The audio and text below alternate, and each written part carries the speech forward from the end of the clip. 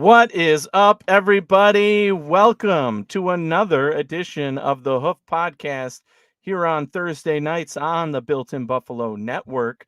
You'll notice that Eric is not here currently. He is off this week for personal reasons, traveling, so he'll be back next week. Him and I will be in full swing, but we got to enjoy the summer while it's still here, right? So I had a week off here. He's got a week off there. We're both going back and forth a little bit, but once the season's here, you're going to get full jam-packed action. We got a lot to discuss in another week of Bills training camp, right? A lot going on as we get closer to actual game action, the first preseason game.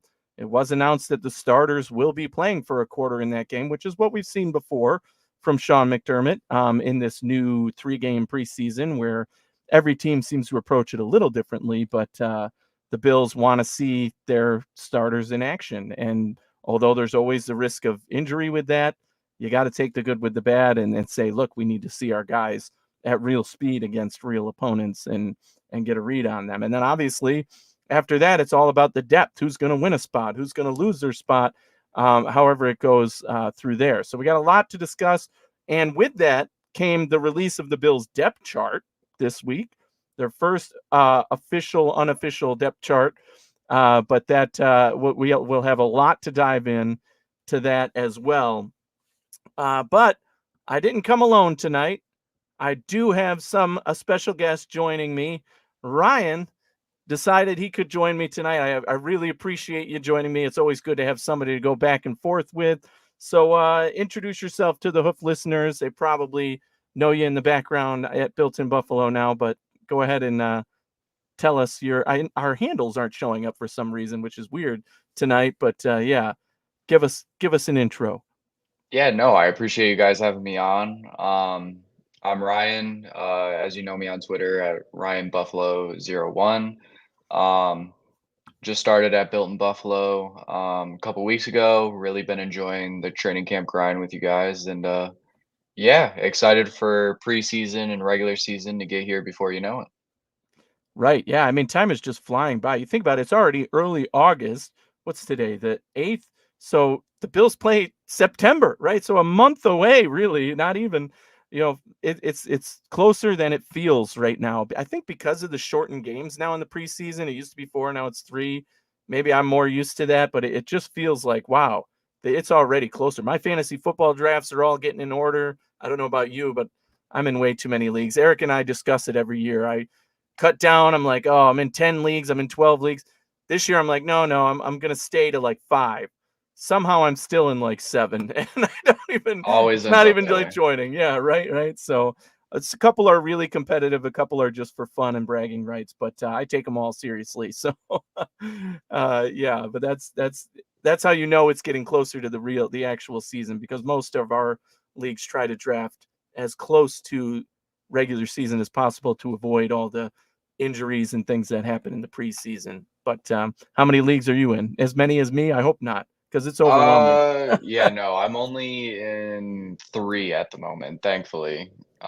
Just so I can pay more attention Oh to yeah, those because I do want to win every single one. So there is a priority thing that happens toward the middle of the season when you're like, look, I don't have time to waiver wire all of these.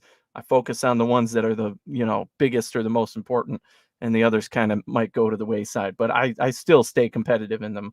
It seems every year, but depending on injuries and everything, that's always tough to predict. But I'm always happy with my draft. I know that, and I try to draft consistently through them. Anyway, lots to talk about with fantasy football coming up, and Eric and I will be doing our regular season preview of each division coming up as well. We'll let you know when those will drop. A couple weeks before the season goes, we'll go AFC, NFC division by division and get things going that way. So anyway, we got a lot of content to dive into with the release of earlier this week. We'll go step by step, I guess. Obviously, the Bills have that first preseason game coming up that I talked about and mentioned, but the depth chart was released by the Buffalo Bills this year. And I have to say, man, it was interesting to see because I think that there was personally, I think that there's always some strategery, if you will, and manipulation going on when teams release their unofficial depth charts, especially before the actual 53-man roster, because that's when you have to put up or shut up, right? Like if the Yep. making the roster, he's there. If he's not, they didn't think he was worth it after all. But this depth chart, you know, had a lot that I thought was interesting, starting with the wide receiver position, right? A lot of people thought, oh, okay, wide receivers, we know who the top four guys are, and they're going to be in this order. There was a lot of buzz. It didn't necessarily surprise me, but there was a lot of buzz around Keon Coleman being the fourth, basically behind Mac Hollins, listed as the third wide receiver. Any thoughts on the wide receiver room or that Keon Coleman spot in general? He is a rookie, all that. What did you think when you saw the wide receiver part of the depth chart? Yeah, I thought it was to be expected. Obviously, I think um, the focus for me was KJ Hamler being higher than probably some people expected. Mm. I think that emphasizes yet again that even though people may not like it, special teams really does play a key factor with these coaches. Um, as far as Keon goes, I think that's to be expected as well. He's a rookie. He's paired up there with Mac Hollins. And Hollins is a veteran. Obviously, everyone has heard about all the vibes that he has brought to camp. Reliable target. He had a good year with Oakland or Vegas, I should call them now, 2 years ago. And yeah, to start off, I think obviously Keon has had his moments in camp. It seems like he's making highlight reel grabs every day in camp now, which is great to see. And I think it will come at a certain time as either preseason gets along or early on in the season where you see Keon start to move up that depth chart a little bit as the coaches start to trust him a little bit more.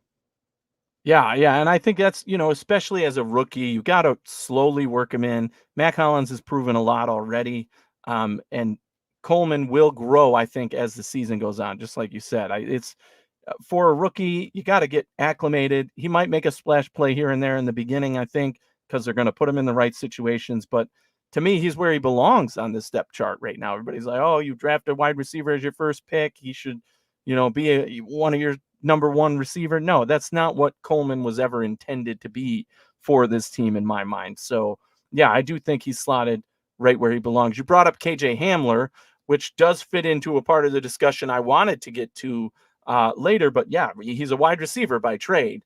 And, Joey brings up in the chat here, brings up one of my biggest concerns, which is KJ Hamler has never been able to stay healthy. He was with the Denver Broncos, drafted by that team.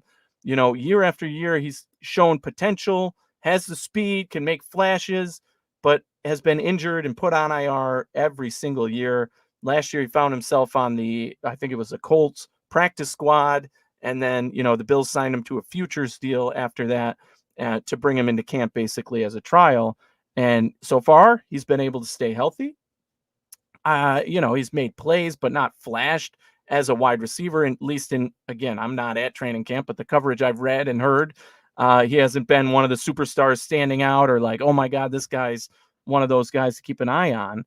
But where he finds himself on this Bills depth chart, yes, it's a little surprising. So obviously, Samuel Shakir and then Mac Hollins, as we've discussed. Keon Coleman is also there. And then it's KJ Hamler, right? Right behind MVS. So we're with MVS. So those are the top six. And that's a little surprising to have KJ Hamler there. I certainly didn't have him there in May when he was predicted, to be part of the mix here. But I did say those last two spots could go to anybody who showed up during training camp. And so far, they must like what they see from him, or at least this depth chart indicates that. And the other part where we see that is he's listed as the punt returner and the kickoff return man, in front of Andy Isabella and Daquan Hardy, respectively, as punt and kick returner. So KJ Hamler is listed as that one guy. And we know that the Bills like to carry somebody to be on that roster.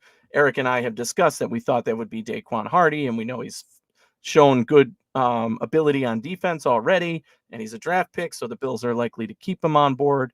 But Hamler has obviously shown something for the Bills to say, hey, you're going to get the first opportunity to be the first guy to do that job and at wide receiver. what are your thoughts on the overall ability of KJ Hamler in terms of, he hasn't been able to stay healthy, but we've seen flashes from him, and the thoughts on him being the punt return, kick return man on this roster? Yeah, I think being a second round pick, I remember looking at him in that draft and Yeah. he had tons of potential. He has that speed element that this team really doesn't have outside of MVS right now. Um, he had a really promising rookie season before he got hurt, and ever since then, that has been his issue. I think it's a good sign that he's been able to stay healthy at camp. Obviously, hasn't shown many flashes at the receiver position necessarily, but as a kick returner and punt returner, with this new kickoff rule, these coaches are going to be looking at maybe different things in a returner than maybe in the past that they may have been looking at.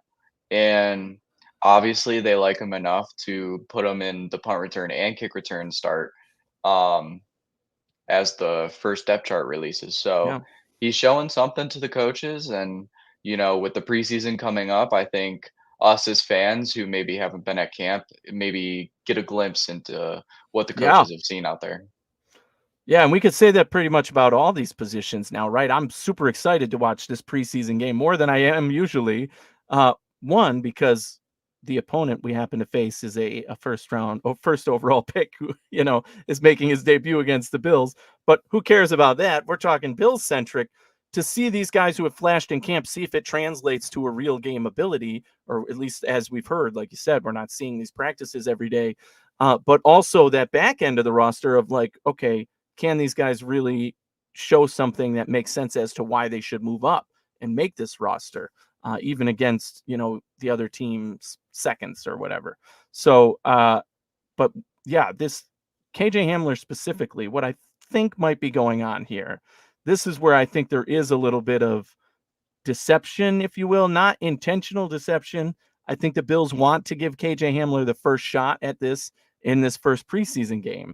But do I think that they're like, this is our guy right now? No. I think that they want it to be Daquan Hardy when it's all said and done, that he's the guy we keep on this roster, that we don't have to, um, keep a spot at the wide receiver position for a guy like KJ Hamler open. And then because that's going to eliminate another roster spot. Like we said, there's only 53. And if you're keeping a sixth wide receiver, let's say is KJ Hamler, or maybe he's the fifth, I don't know, but sixth wide receiver in KJ Hamler versus another cornerback in Daquan Hardy, or you keep both, then where are you cutting that next position? Probably, I don't know, defensive end, defensive line. So it's just one less talented player you're going to have overall. So I think that they really want it to be Daquan Hardy, and then they don't have to make the decision to keep a KJ Hamler. They can cut him. He can probably stick on the practice squad. But I am excited to see how he flashes in that situation, especially with the new kickoff rule and the punt return.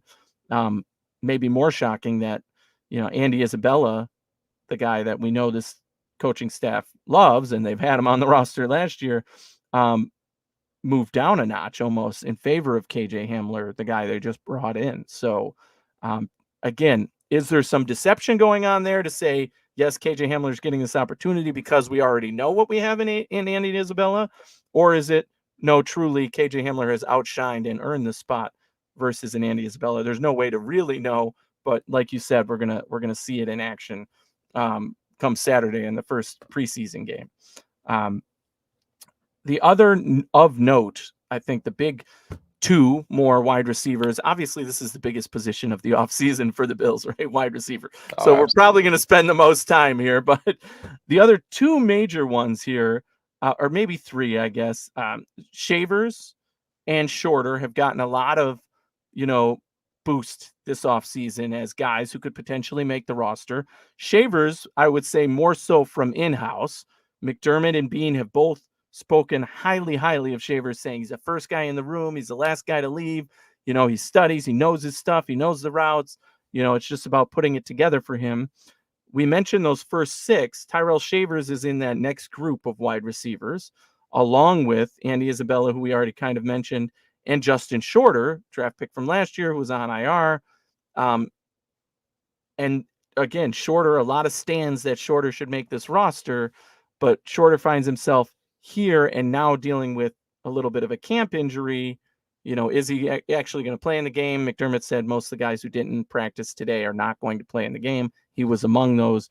So kind of a disappointing start to the preseason for him. So what are your thoughts on I guess all three of those guys, Shavers, Isabella, who we kind of talked about with the return game, and Justin Shorter, as to how they can fit on the roster, or where you saw them versus where they are now on this depth chart?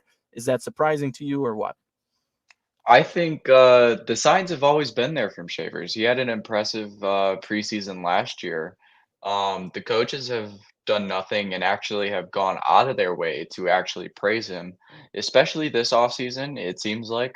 Um, and he is definitely the leader in the clubhouse by all reports coming out of camp. He's been a reliable target. He's even, I think, the most important thing that should tell you that he is leading in the clubhouse for that last receiver spot.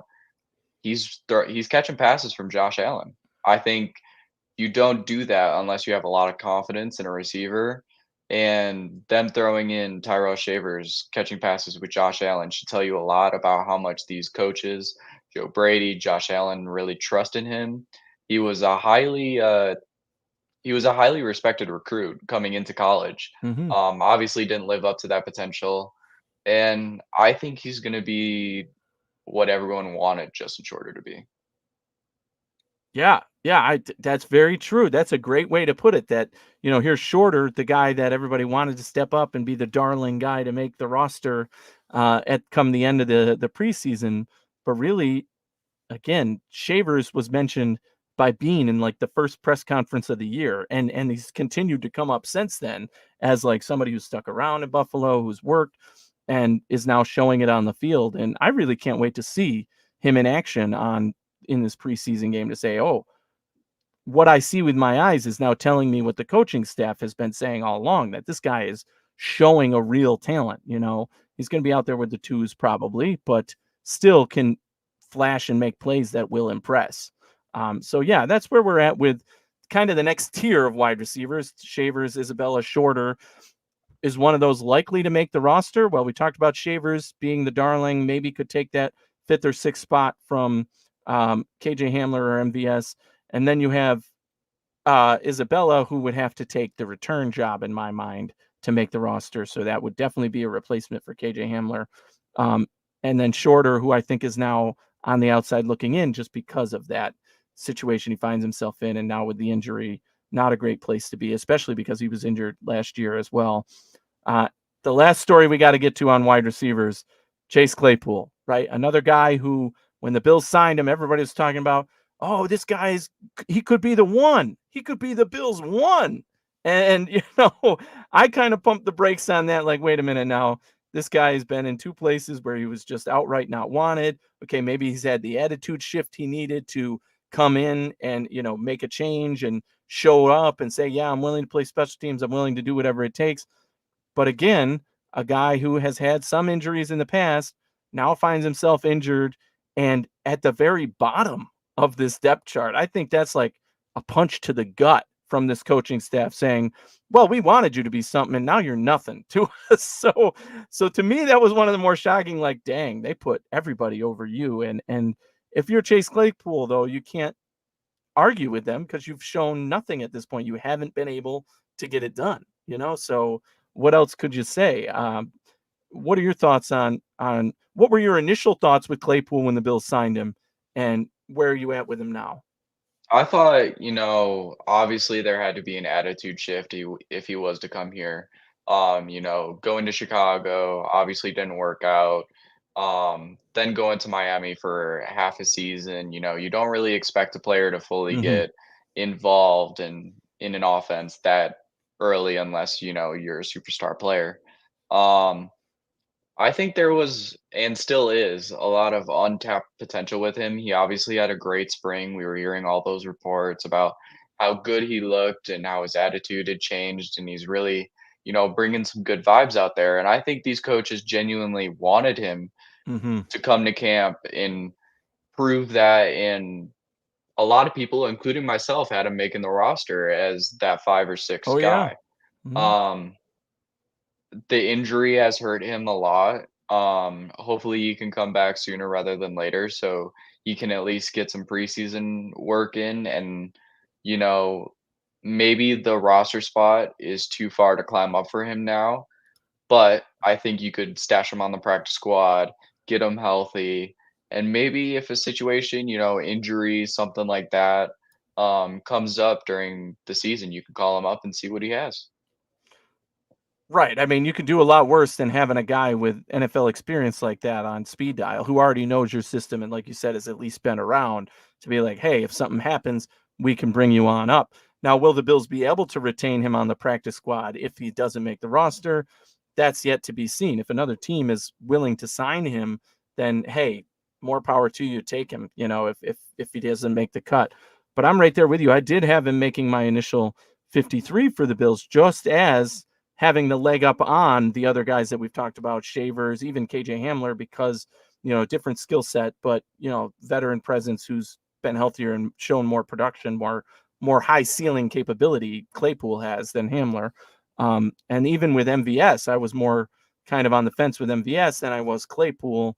I figured one of them would at least make it, but not both. There's not room for both. So at least there's one who's making that roster, yeah, so we can move on now. We talked about the wide receiver position. We've got so much else to get to here, but we do have a special guest looming in the background here. Maybe I'll get him in to say something for the wide receivers here just for a second, at least. Here he is, the man who filled in for me just a couple of weeks ago on this show. Izzy, man, what's going on? Good to see you. Oh, can't hear you. You muted? Muted. Oh, Oop, there there it you is. go. You trying to unmute me too at the same time? That's right. Yeah. Now No. I got you. Now I got you. Yeah, so I'll jump in here. On occasion for when you guys have something, I'll just type into the group chat. Hey, Sure. I got something for that. And so wide receivers, I agree with the whole Chase Claypool thing.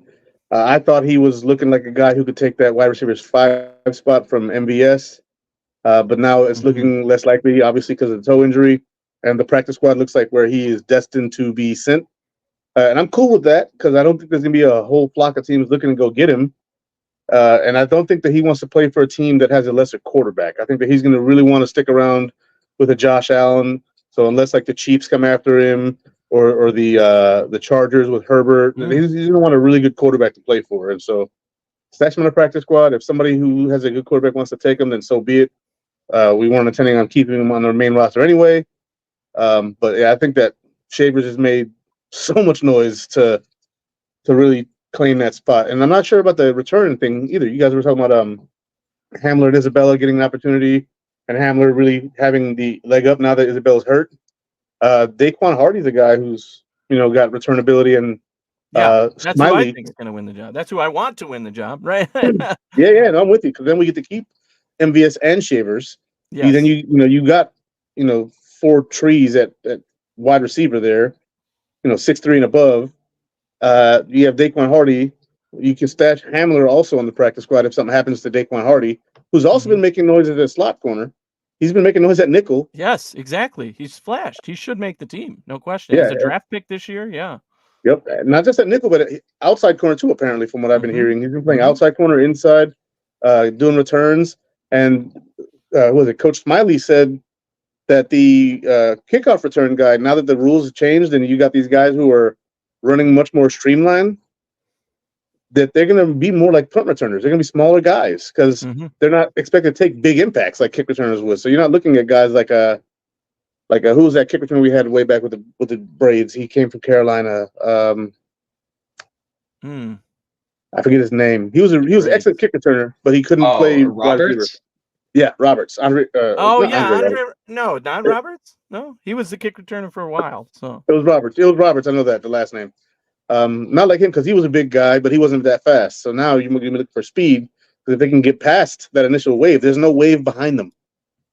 But they're all on the line together.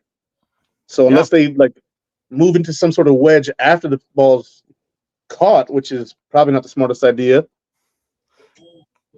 There's going to be a lot going on there for sure with the kick return. And I think that's going to be, we won't fully know. Teams are still holding back, I think, on that. They're practicing it when, there's not cameras present.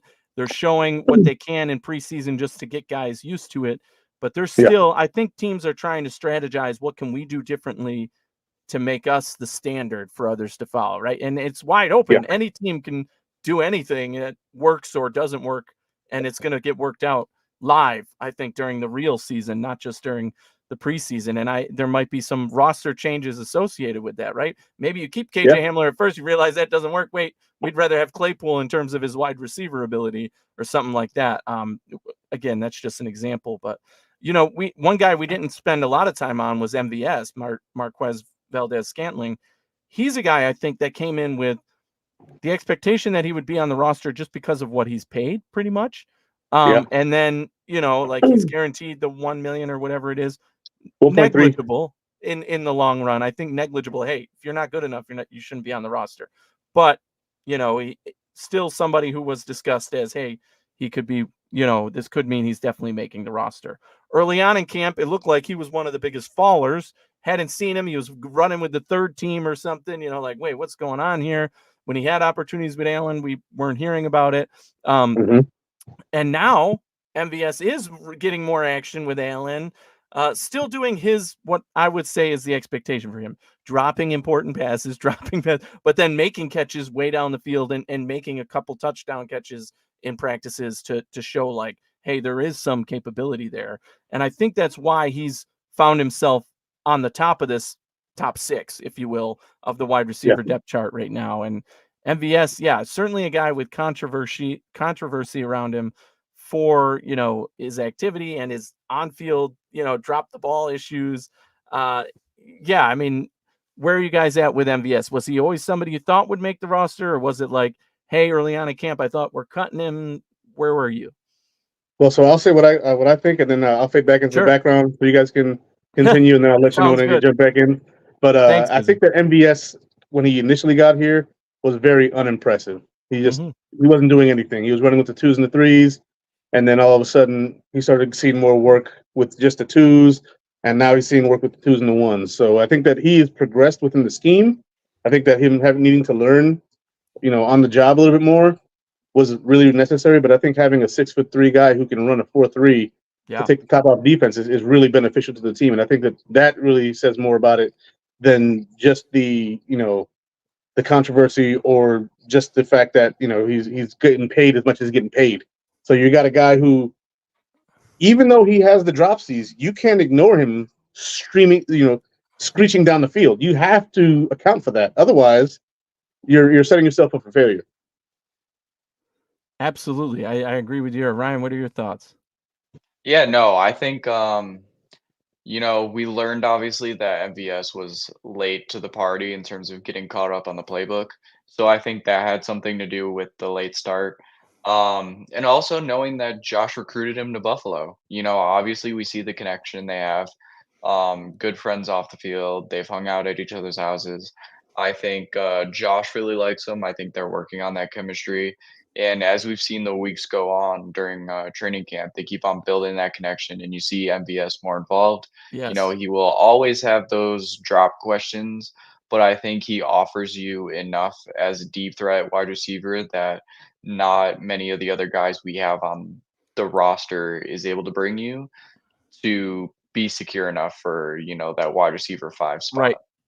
Right. And you bring up a good point in that when they first signed him, there was a lot of comments about how Josh Allen had him over this house, and then they really connected those two. And that kind of gave me confidence. Hey, this guy's making the roster, even if it is as the last wide receiver who's only in for long, deep passes or whatever, or as a decoy.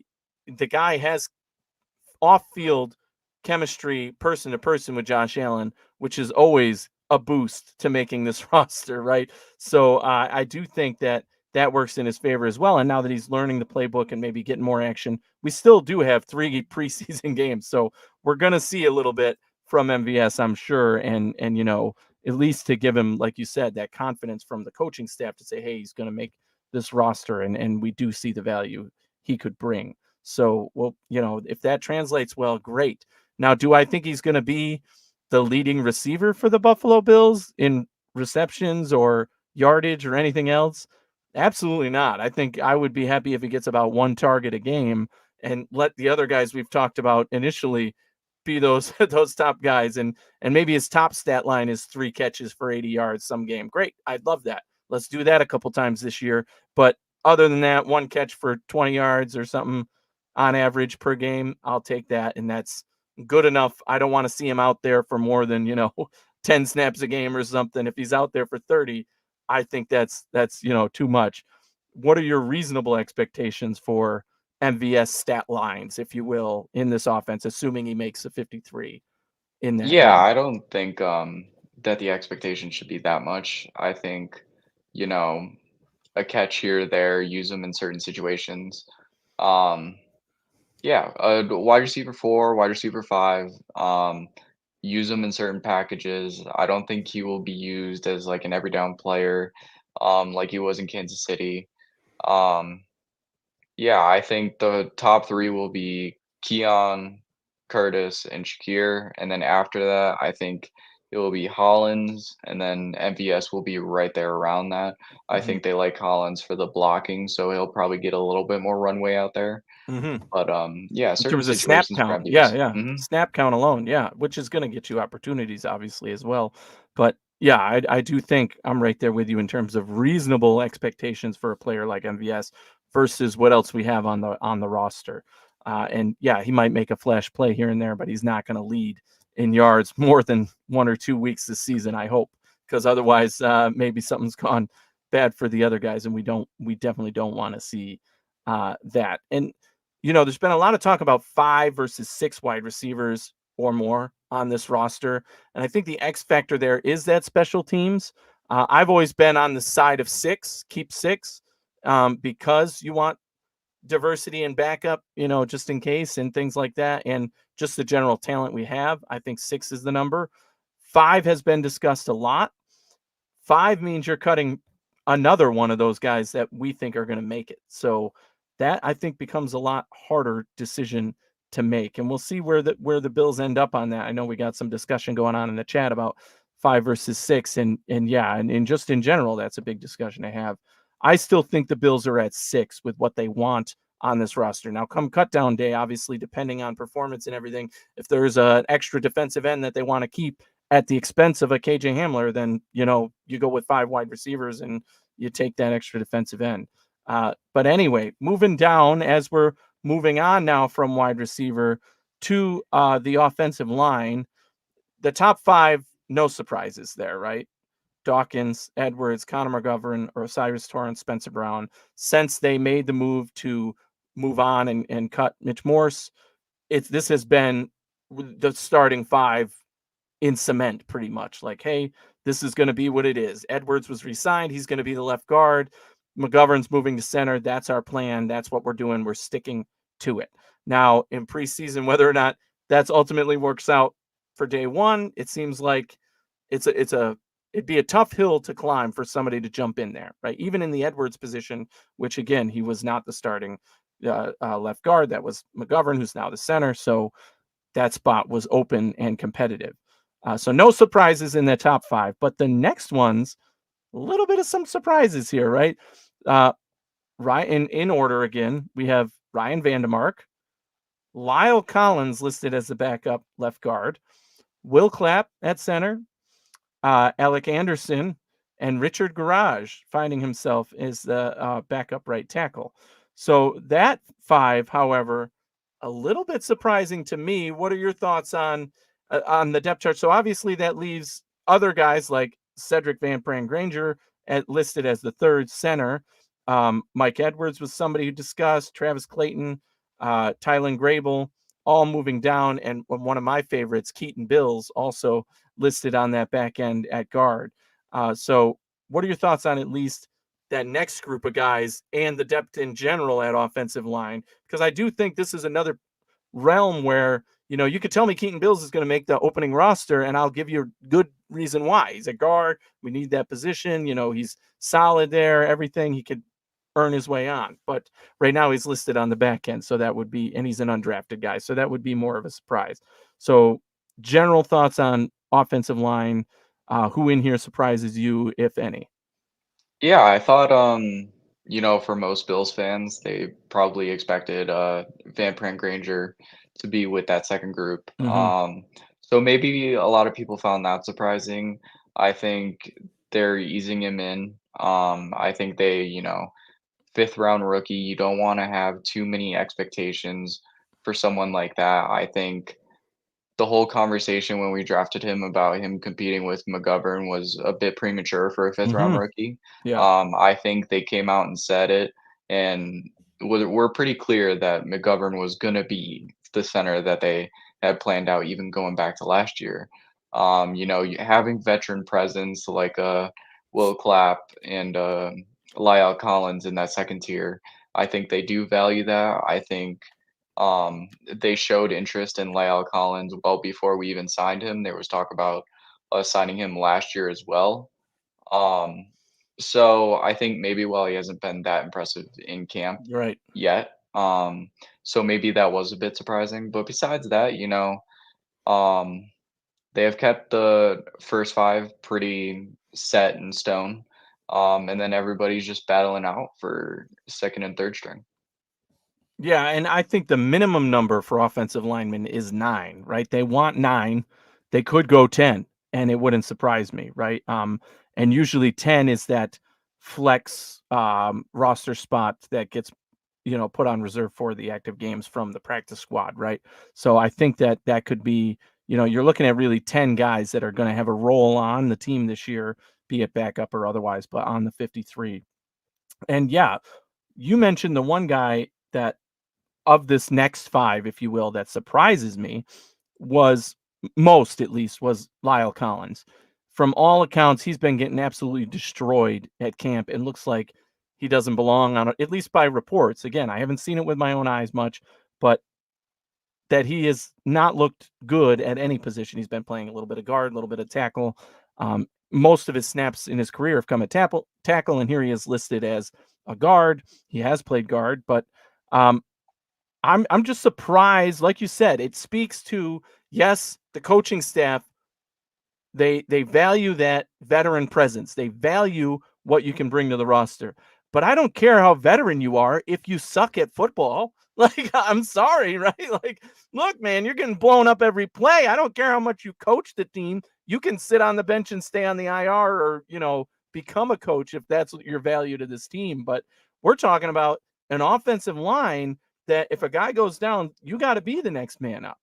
I think, though, where some wiggle room comes in there is you have such versatile guys on this roster, right? You talk about Ryan Vandermark and Alec Anderson, and we could start there. Those two, in my mind, were locks to make this roster because they can play multiple positions. Vandermark is listed as the backup tackle, but if, a guard goes down, he might be the next one in. Same thing with Alec Anderson, you could say, right?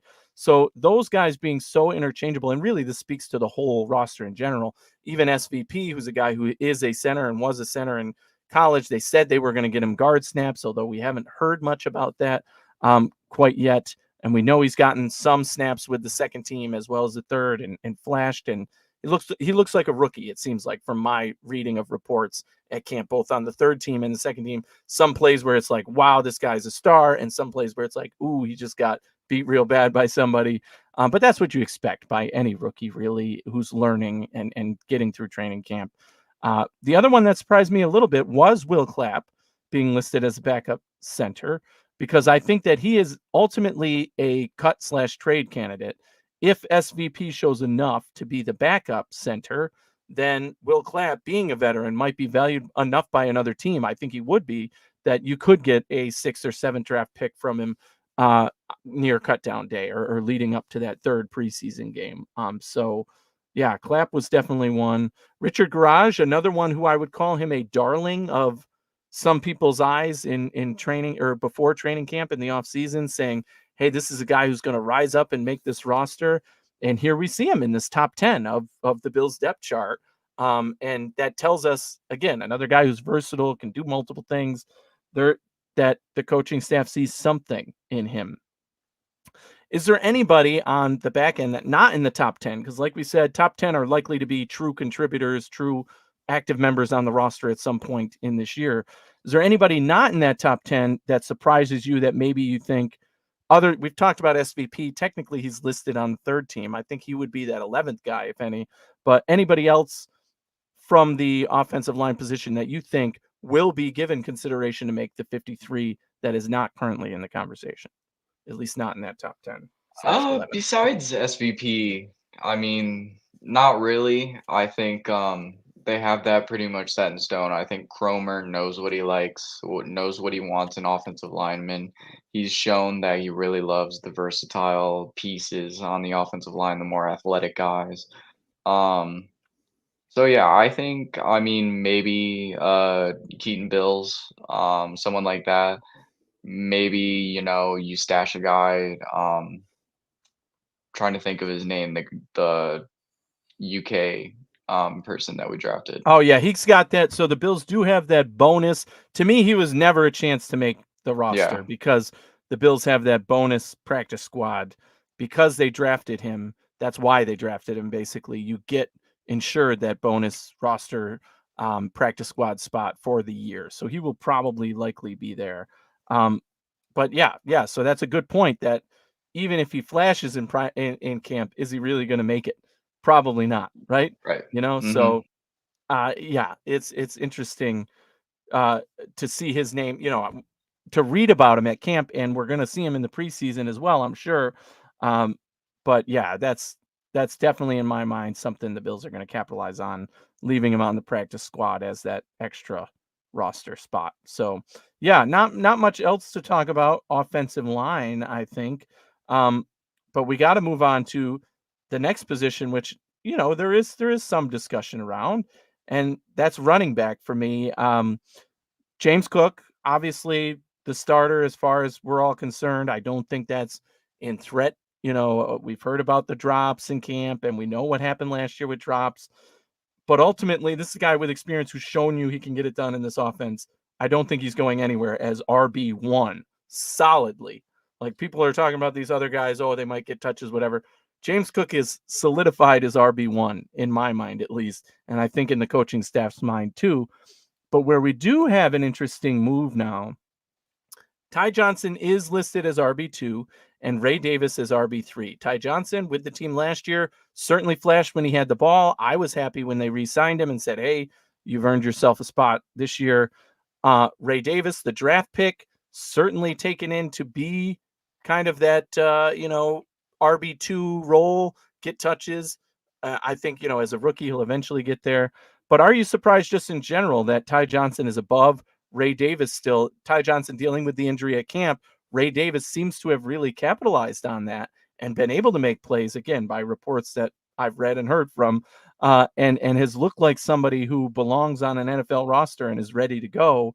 Running back position, too, being one of those that the guys tend to come in ready to go, right, and ready to play. So what are your kind of feelings on the running back position depth chart? And do you think Ray Davis could end up starting as RB2 over a Ty Johnson, even if Ty Johnson is healthy? Yeah, I absolutely do. I think Ray Davis has shown enough pop during training camp. Obviously, has had a little bit of ball security troubles, but something he can fix and continue to work on. But Ty Johnson has yet to be healthy. He's had 2 injuries already through the offseason, one in the spring and one obviously during training camp.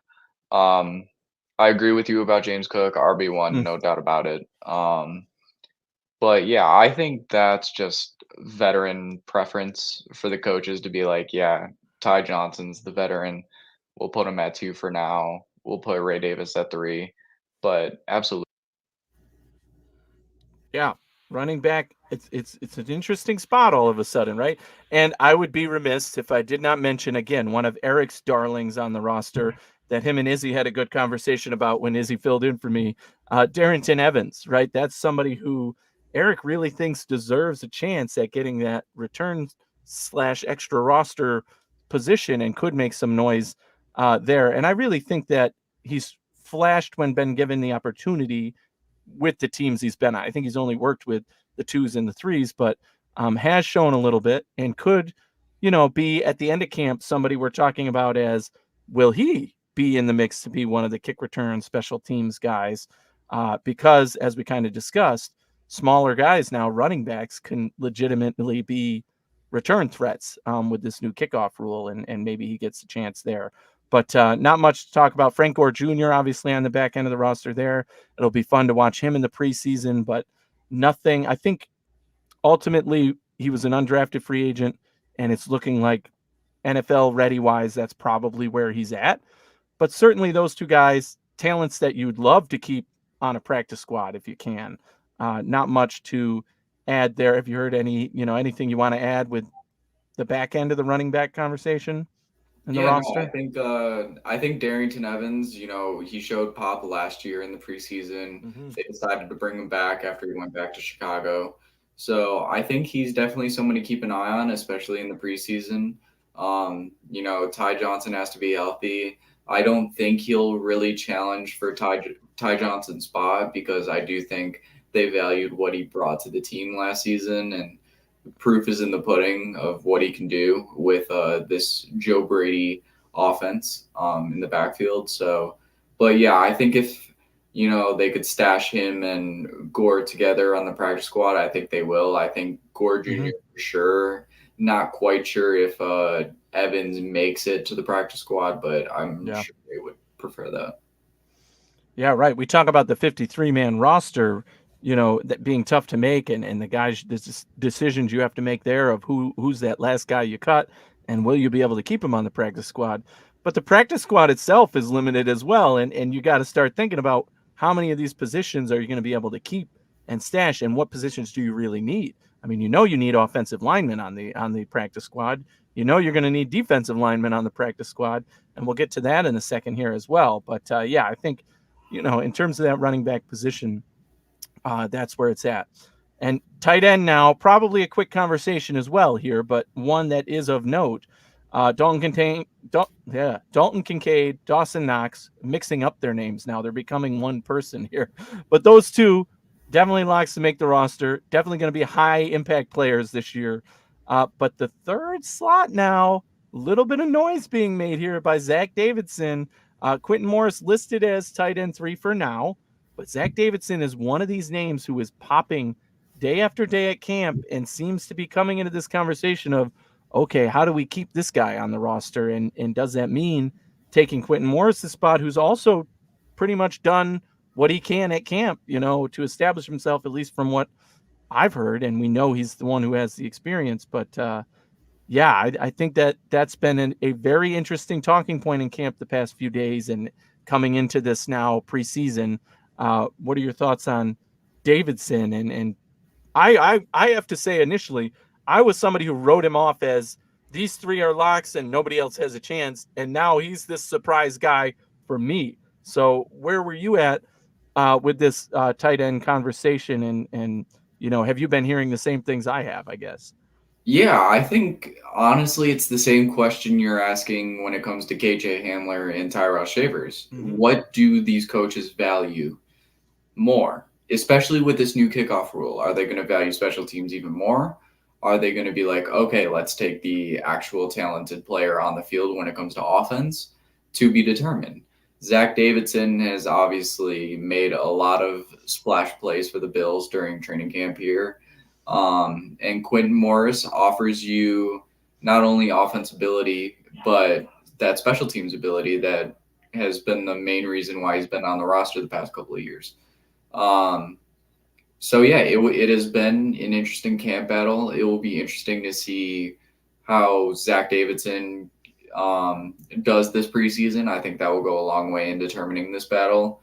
I think it is one of the closer battles in camp because I do think they value Quentin Morris, but when you're Zach Davidson and you're making as many plays as you have in camp, it makes the coaches not be able to ignore you as much. So it's definitely a conversation to be had now.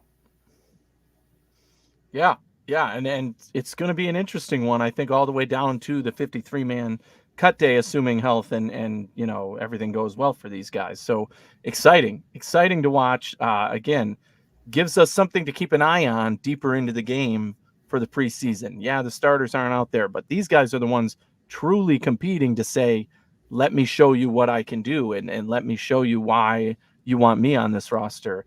And again, special teams, we can't overlook that. Something that the Bills have done for the last is under Sean McDermott, I would say, is not be afraid to invest in special teams, right? We had guys who made the 53 just to play special teams, right? And we paid guys just to play special teams, not just one, multiple players we were paying just to play special teams.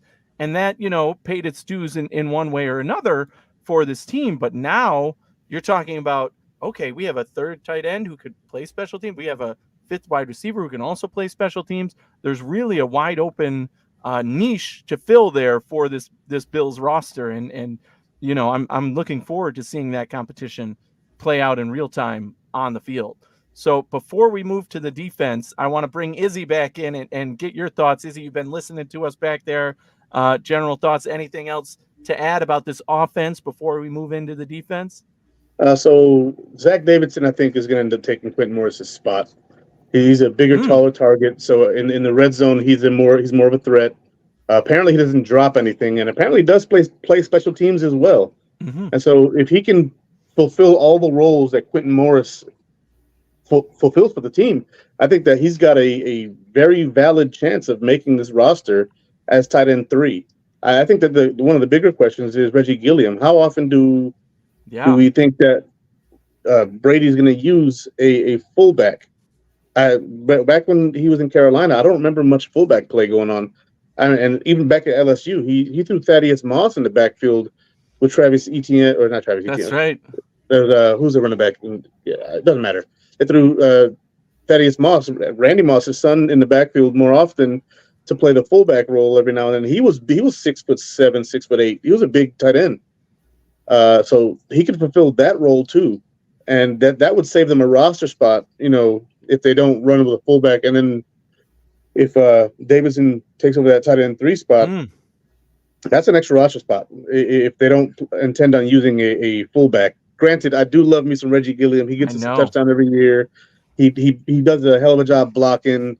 On teams, he does a good job blocking, and he's a good tackler. Obviously, last year, that monster hit where he forced that fumble, it's going to be hard to roll without him there. But with his new kickoff rule, I don't know how effective he'll be. And so that assessment is going to be something that they look at, with a fine-tooth comb, because there's so many guys. Like 10 offensive linemen is realistic. And honestly, back to that subject right there for just a second, I think Tylen Grable is a guy who has a chance that's not in the top 10 to make the roster. He's been playing a hell of a good game in practice. He's been out there, and I've heard nothing but good things from Tylen Grable. And so he's a guy who's a sleeper inside and out, I believe, for the Buffalo Bills. And I think that's a guy to look at. But I think Davidson eventually is going to unask Quentin Morris for his roster spot. And one of the big reasons is Quentin Morris is excellent when he catches the ball, right? He catches the ball. He doesn't drop a lot of passes, but he fumbles. And so if you're hitting him in the field of play, I trust Zach Davidson to not fumble over Quentin Morris. Interesting. Yeah, that you bring up a good point there that, that's ball security is a big issue. And they have already shown by who they've added on this roster and who they've let, shine on this roster. Catching the ball matters, and we've been sick of seeing over the years these drop passes, these missed opportunities, and really emphasize this. Guys with hands. Kincaid doesn't drop anything. All right, these guys don't drop the ball. Right? I mean, Shakir is a guy who does not drop anything. The only drop he had was the one that was targeted over his head, and he absolutely couldn't reach. Right? So I mean, it's unbelievable what these guys can do catching the ball, and I think he would add to that mix if he ends up taking that tight end 3. You brought up a sore spot. I skipped the Reggie Gilliam conversation because I was afraid to bring it up. Reggie Gilliam, I've been doing this podcast for 7 years now, and Eric and I and Sterling back in the day. Reggie Gilliam, I was the first person I heard anywhere who predicted and said, undrafted free agent Reggie Gilliam will make this roster. And people thought I was crazy at first. They're like, Why? No, I'm like, I didn't think you were listen, crazy. he's a tight end, he's a fullback, and I was putting it out there. I mean, I have the history, the tweets, the shows. You can go back and listen. You know, it's on record. But I was the first to say Reggie Gilliam's making this roster, and then guys started to come around because we had what's his name, the longtime fullback on the roster at the time, and they're like, oh, they're not going to Patrick cut DeMarco. him. Yeah, DeMarco, and I was like, no, I think that Gilliam is really going to be this versatile guy.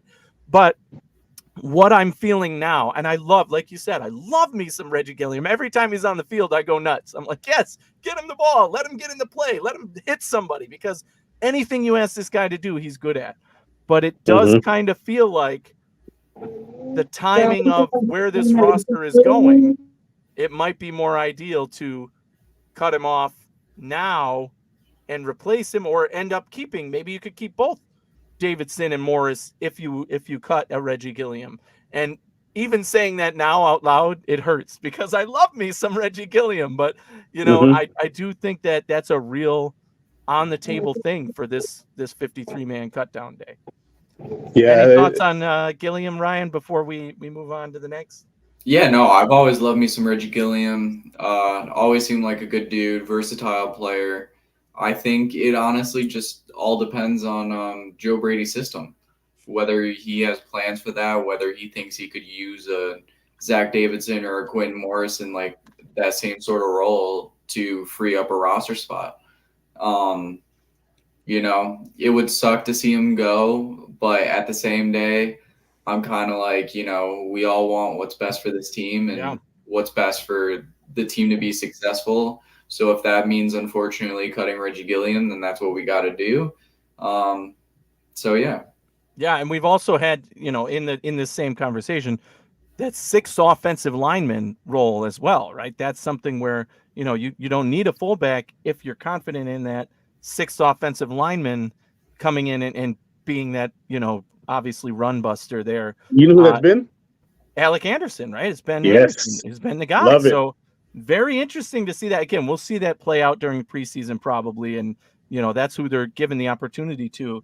And I've already mentioned that I think Anderson is the plug and play guy. If somebody were to go down, he's the first At guard, call. definitely, Yeah, you know, and so there's some move there, but the fact that he's been that sixth guy, and we saw Edwards thrive in that position last year, which is why they kept him. Really, he was a starter his whole career, and then all of a sudden last year he's a reserve, and they found a role for him in this sixth spot, and it worked well.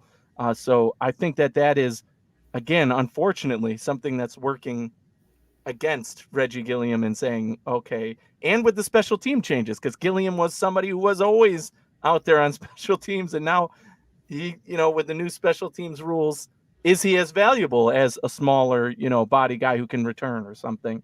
Definitely going to be interesting to see that on cut down day, but it will break my heart if they end up cutting him. So we'll see how it works thing, right? You were talking about MVS earlier with his money and being negligible, right? Lyle Collins is another guy with a contract similar to that, along with DeJuan Smoot, right? I don't think that they're going to cut DeJuan Smoot at all, so he's not even in the conversation, right? He's making the team, in my opinion. But between Lyle Collins and MVS, I'm willing to bet one of those two guys doesn't make the team, and because they're not going to want to eat that same money twice, I'm willing to bet it's going to be Lyle Collins who doesn't make the team. I think MVS is going to make this team, and I think that Lyle Collins is going to be the guy that gets cut, because I think that Alec Anderson provides you what you need as a backup center along with Cedric Van Pran Granger. So I think that there's going to be some guys, some young guys who aren't gimpy out there, like a Tylen Grable, who provide that, and you'll take on MVS, but you'll ditch Lyle Collins.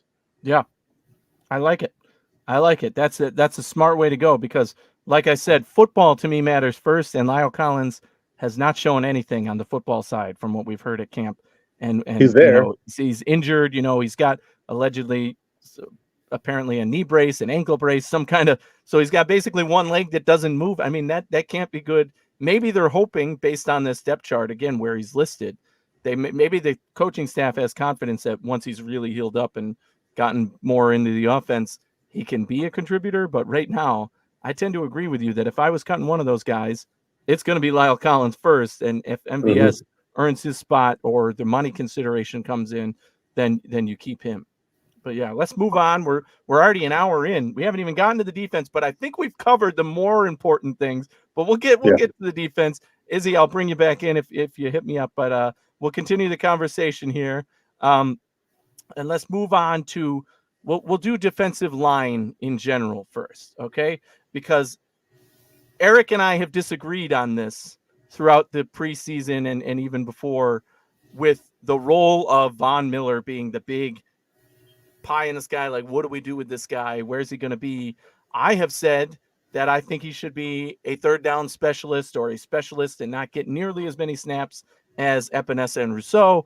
Eric has been on the side of, no, you're paying him. He's that guy. You want him out there being the starter, and Epinesa or Rousseau coming in back of him, probably Epinesa in that case. But I'm not certain. And this depth chart, right, listed edge is Epinesa and Greg Rousseau, with Von Miller and Dwayne Smoot, Dewan Smoot, I guess is how you actually pronounce it. Dewan Smoot, listed as 3 and 4. So we know Bill's defensive line, you get action. If you're on this roster, you're seeing 25% of the snaps, most likely, right? So those guys are going to get rotated, and you know that's going to be the expectation. But the top two, and I've been saying this all since the offseason, AJ Epinesa and Greg Rousseau are the top two, and they deserve to be, in my mind. Those are the guys you want to get the majority of those snaps. And then on the inside, obviously, Ed Oliver and Daquan Jones. God, we hope we have them together all season, because we saw how good they could be together at the beginning of last year, and what a combo they could end up being. Behind them, it gets a little interesting, right? Dwayne Carter, obviously coveted draft pick there, listed right there at 3. There is some controversy there, maybe. And then Austin Johnson as the backup inside as well. So, again, all of those guys, contributors in one way, shape, or form. I think the biggest story there is Von Miller being that rotational guy rather than listed as a starter. And then Carter being higher than maybe some people thought. Anything there, Smoot, Izzy brought up, Smoot most likely going to make the roster. That's always been my expectation, right where I see him as well. I think he's shown he can be valuable in that spot. Why change it, right? He's a rotational guy who can splash play. Why change it? Let him go. So anything to comment on for you about those top defensive tackles? Again, we're probably going to see all of them in roles, right? So.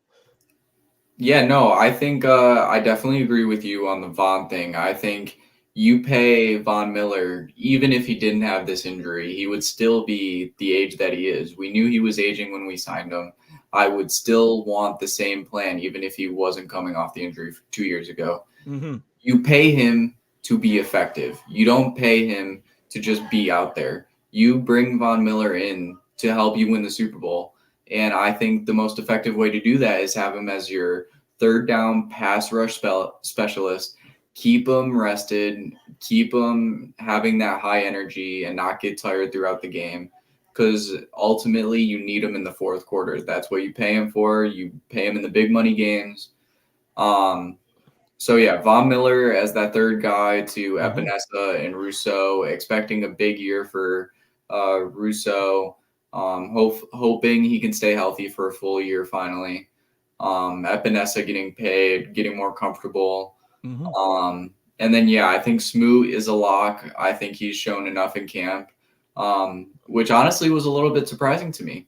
I thought of him and Hill as kind of the same, and I think he has definitely proved me wrong there. I think he solidified himself as like that fourth defensive end. And then as far as the defensive tackles, I think in terms of what we keep in overall defensive linemen, I think it comes down to whether you want to keep Deshaun Williams or not. I think you keep Ed Oliver, obviously. Ed Oliver, Austin Johnson, Daquan Jones, and Dwayne Carter. I think it comes down to Deshaun Williams making the roster or not, because I don't think they're, putting Javon Solomon on the practice squad. I think he's too valuable of a piece. So I really think the number just comes down to whether they think they have enough room for him or not. Yeah, I think Austin Johnson, being somebody who's a veteran, at that position, has the snaps, but so the next few guys up, we know these names, and you brought up some of them already. But when you're talking about the defensive line, minimum 10 guys I think are kept and contributing. Again, all these guys play. It's not a matter of, oh, you're just out there. Maybe you'll get a snap if you're lucky, or just play special teams.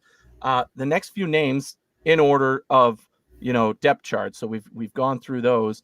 Kingsley Jonathan on the roster last year, right? Kept through the preseason, after preseason. Deshaun Williams, Eli Anku, another familiar name for the Bills, and Casey Toohill, who you mentioned they brought in. So Toohill to me was always, I didn't think he was good enough. He did not make my May 53-man roster. I'll put it that way, right? And Eli Anku, again, a guy, the Bills have had him on the practice squad. Yes, he's shown flashes, but still to me a practice squad guy. So these next two are really the two that I've been keeping an eye on, Deshaun Williams and Kingsley Jonathan. And when you talk about Kingsley Jonathan, he's an edge player. We know where the coaching staff kept him last year for a reason. He's flashed for this team on this roster. But you brought up the Javon Solomon factor here. To me, Solomon is a lock to make the roster because he's a draft pick. And the number one thing I think Solomon was drafted for was to learn from Von Miller. Similar body types, similar moves. I really think they want Solomon on the roster to just watch Von Miller and do Von Miller stuff, right? And so I think you're never going to get a replicate of Von Miller, but because he's of that same body type, that same mold, to maximize the contract of Von Miller, you want him to train somebody at least. And I think that Solomon's really that guy. And we've seen flashes from him, like you said, in the preseason. Even though he's listed on the back end, it's most likely saying, hey, you're a rookie still. You still got a lot to show and to earn. And these guys are better than you right now. So there's, it's not like you could argue Jonathan isn't worthy of being where he is. But the Deshaun Williams conversation to me is one where I think he's the last guy on that list for me. If all the guys we mentioned, other than Anku, I think Anku is a practice squad guy. Toohill's cut in my mind, or traded if somebody sees value there. Deshaun Williams was the one that I'm like, okay, I don't think he makes the cut. I think if they're confident in Austin Johnson and Dwayne Carter being the inside guys, then they could keep Kingsley Jonathan and Javon Solomon as 6 edge players to the 4 inside, basically, to be in that rotation. And that's where I ended up, at least with that line. And obviously there's other guys in the mix there.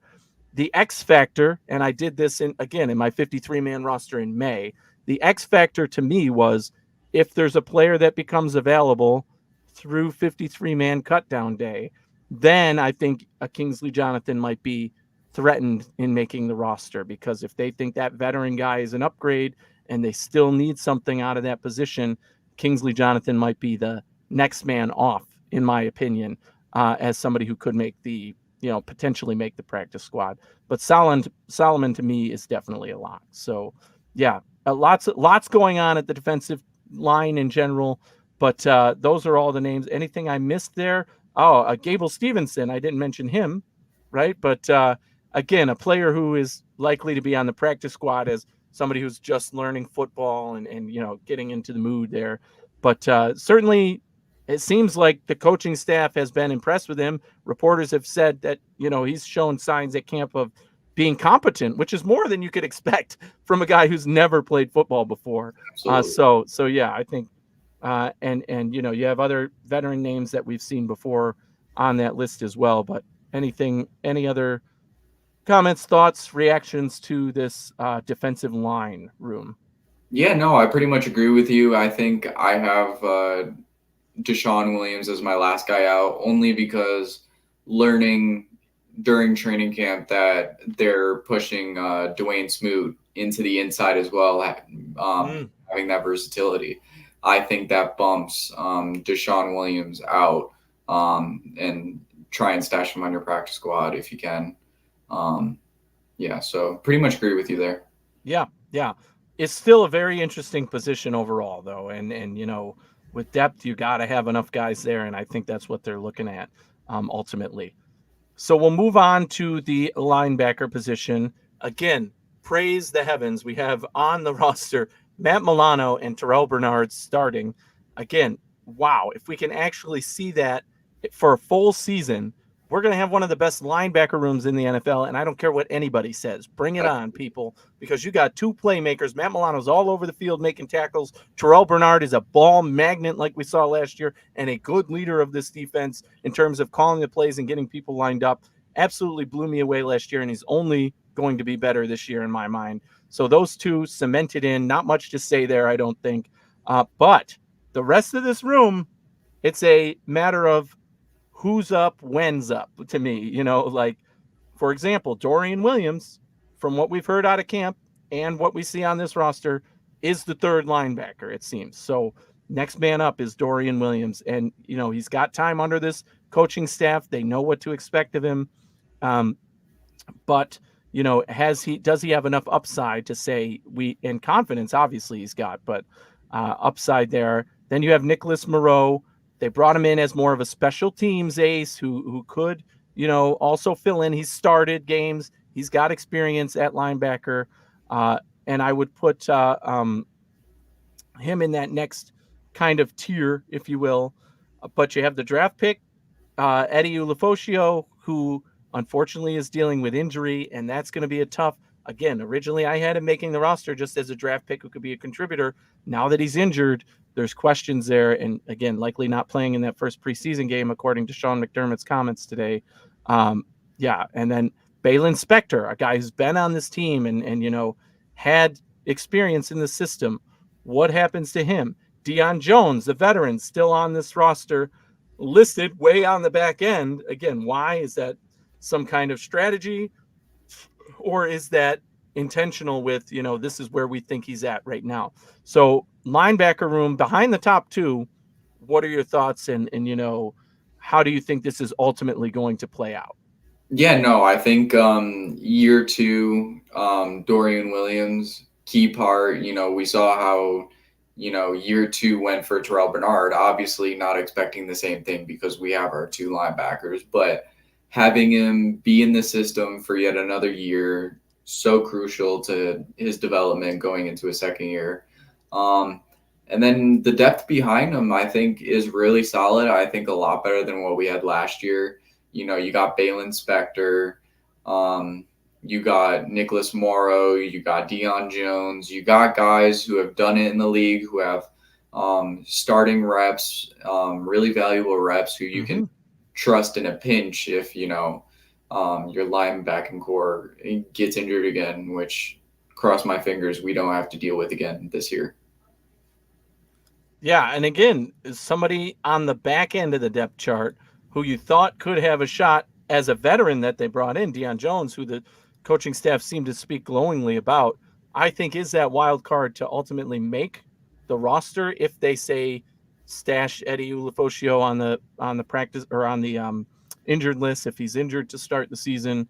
And ultimately, to me, it comes down to, do you end up cutting a Balin Spector, somebody you've invested in and who has, you know, grown with this coaching staff, but maybe now they need to go in the veteran, and how many linebackers you actually keep.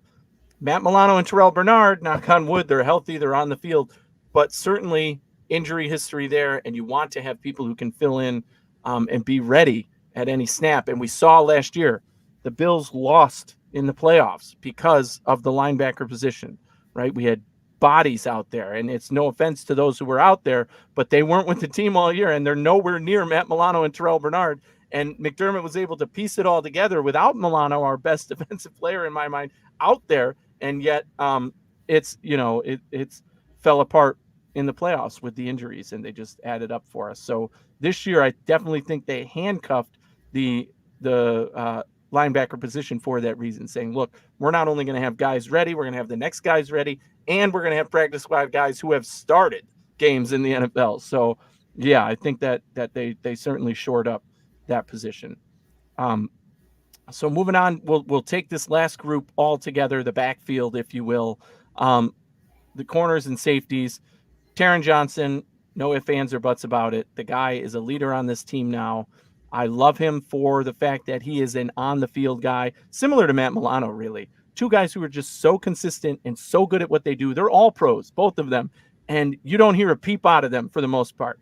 You have to pry it out of them, and even then they might give you 2 words: win, lose, or draw, right? So Yep. I just love that they do their talking on the field.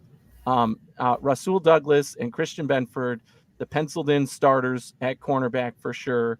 And then before we get to the safety position, because there's a lot to talk about there as well, we'll do them together here. But the backups for the corners, Daquan Hardy, we brought this up earlier, listed as the backup nickel corner, and there is a reason for that. They've been playing him there. He's an outside corner. They've been playing him at nickel, and he's played very well for them.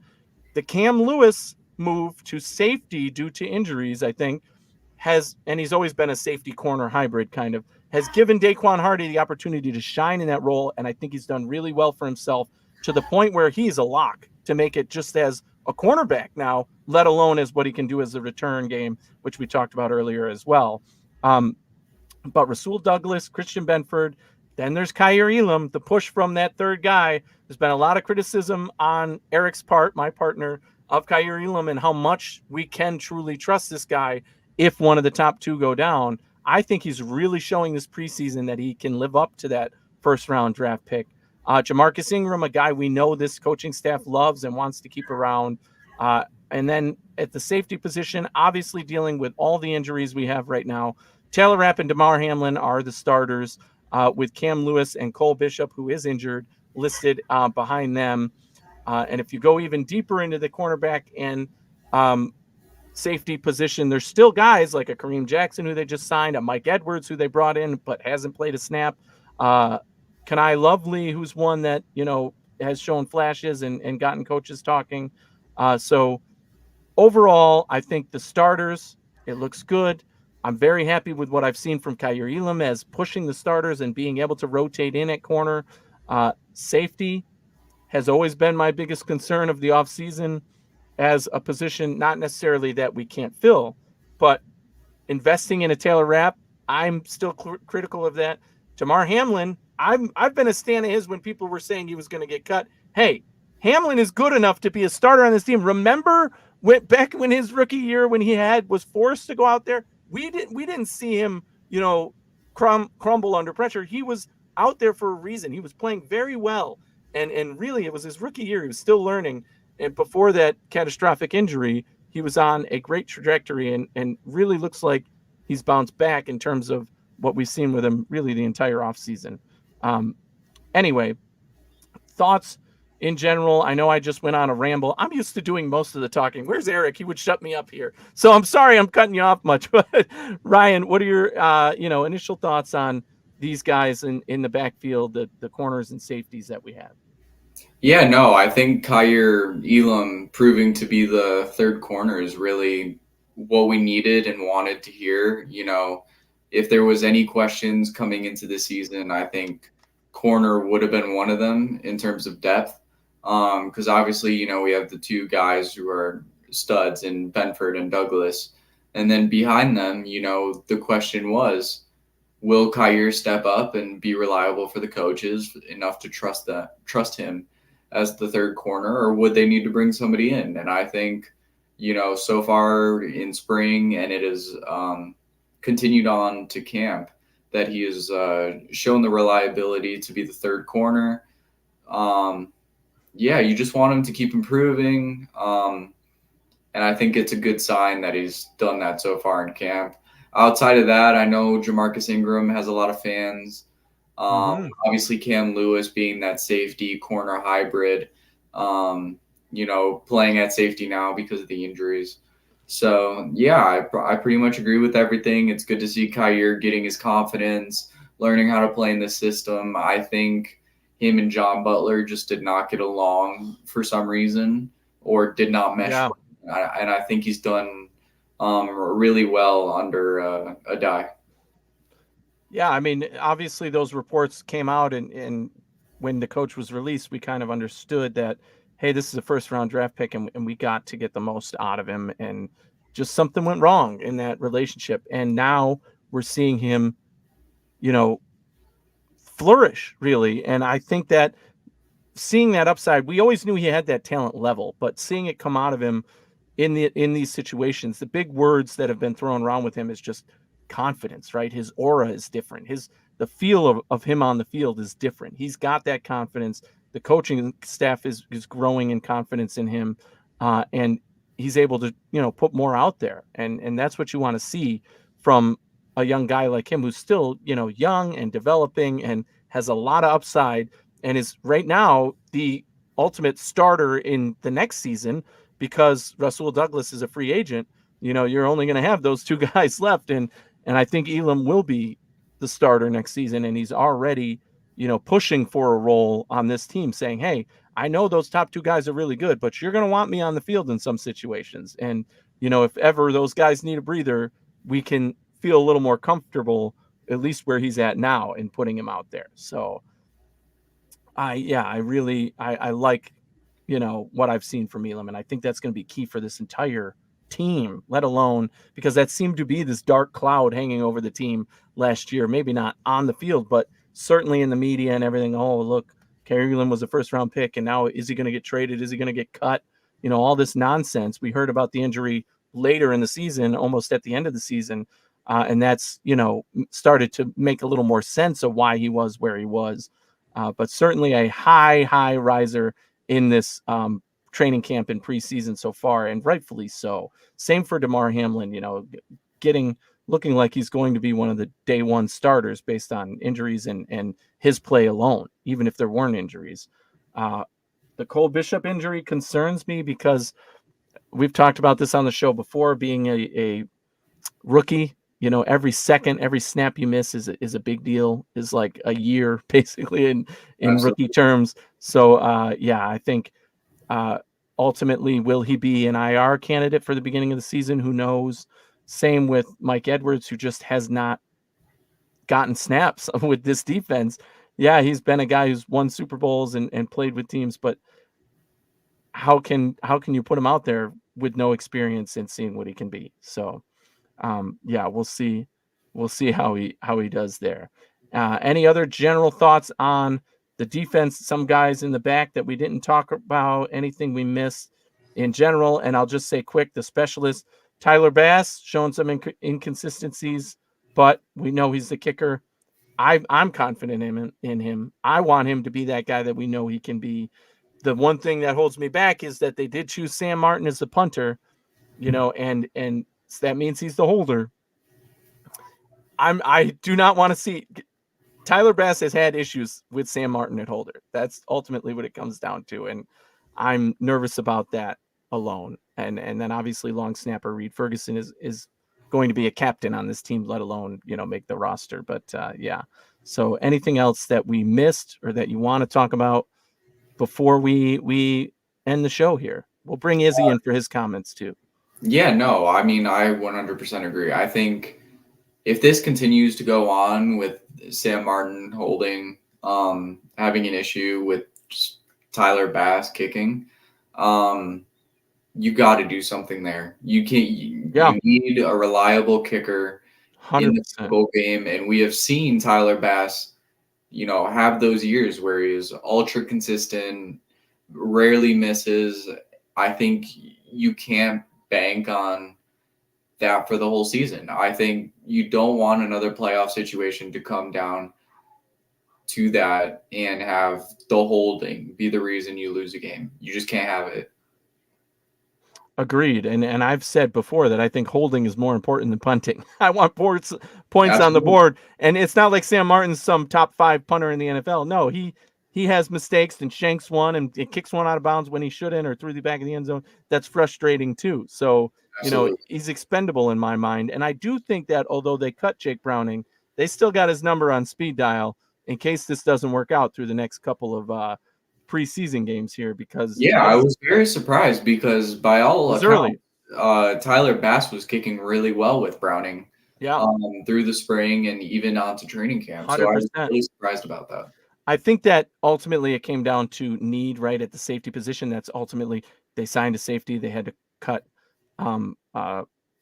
somebody, and it came down to him. So Browning was the ultimate roster move there. But I have a sneaking suspicion that competition, although it looks like it's over, is really not quite yet. Yeah. And if Bass continues to struggle with the holding of Sam Martin, and Sam Martin slips up even a little, Jake Browning's going to end up being the guy, or some other body that gets cut in training camp throughout the NFL. So we'll see that and keep that on as well. Izzy, we'll bring you back in here, man. Any comments on the positions we covered there, the defense or special teams in general?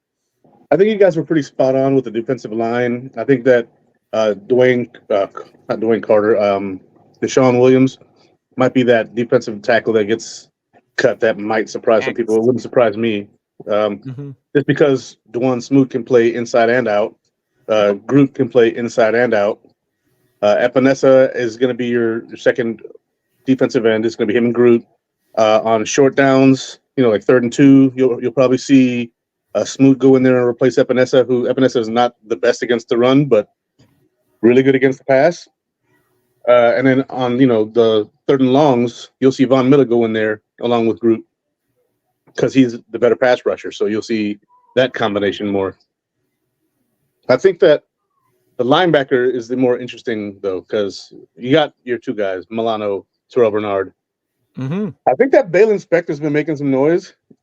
And also, Dorian Williams has been rock solid.